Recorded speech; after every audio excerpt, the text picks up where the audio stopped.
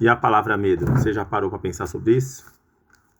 1 Reis 19, capítulo 2. Então Jezabel mandou uma mensagem dizendo a Elias: assim que façam os deuses o que bem quiserem, se pela manhã, esta hora, puser a tua vida como a um deles. Aqui a gente vê uma continuação que o profeta ele é desafiado. Na verdade, o desafio, Elias ele coloca um desafio com os profetas para saber quem realmente era Deus, se era Baal ou o grande Deus dos exércitos. E aí o que acontece? Deus consome, mostra que é poder e glória, desce fogo no céu, consome todo aquele animal junto com a água.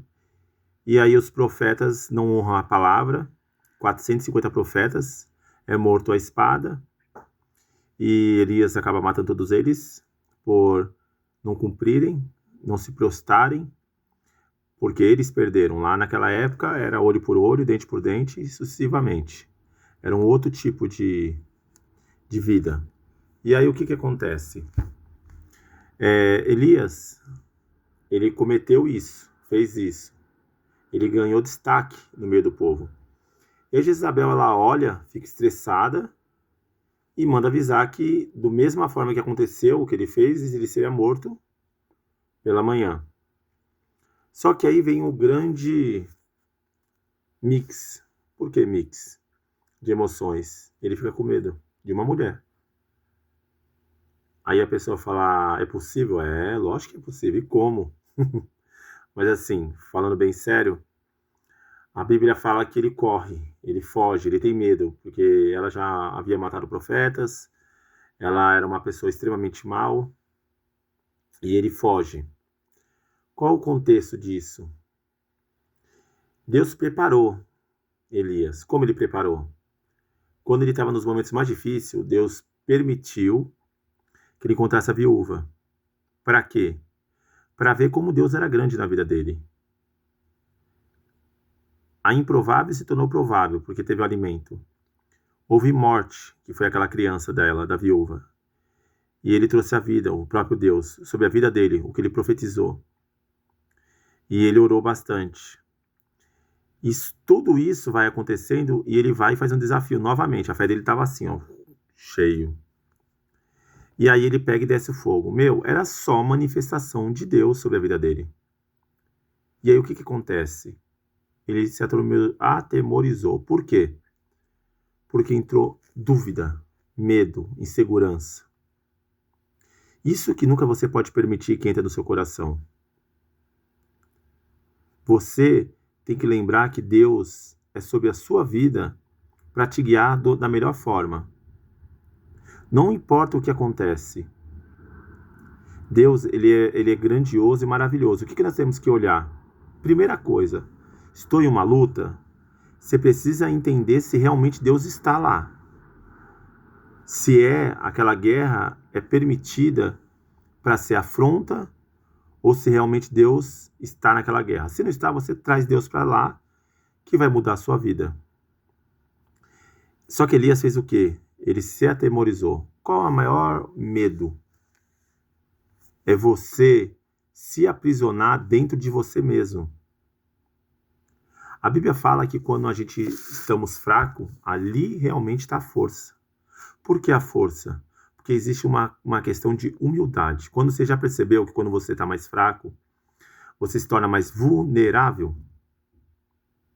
Tem duas atitudes. Tem pessoas que estão fracas, ela se torna vulnerável, e tem pessoas que estão fracas e elas se tornam agressivas, como se fosse uma proteção.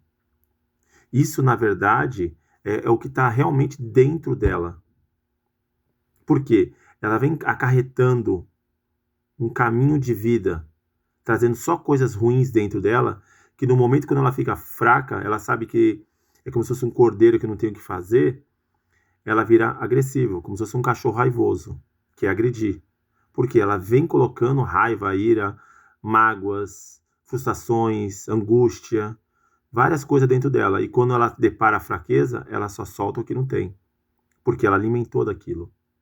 Porque eu falo para você, hoje, que você venha se alimentar de coisas boas, palavras positivas, palavras que venham fazer você crescer. Porque nos seus momentos de fraqueza, se você se alimentar com coisas boas, você vai produzir frutos bons. Lembra que da boca sai águas boas e não pode sair água ruim? Ou sair água ruim e não pode sair água boa? Por quê? Porque a sua vida, ela é repleta de vida, repleta de bênçãos de Deus. Então saiba de uma coisa, que hoje você possa fazer a diferença. Porque Deus jamais vai te abandonar. Deus jamais vai te desamparar. Você vê que Elias, ele teria que fazer a memória. Nós não podemos viver do passado, porque do passado,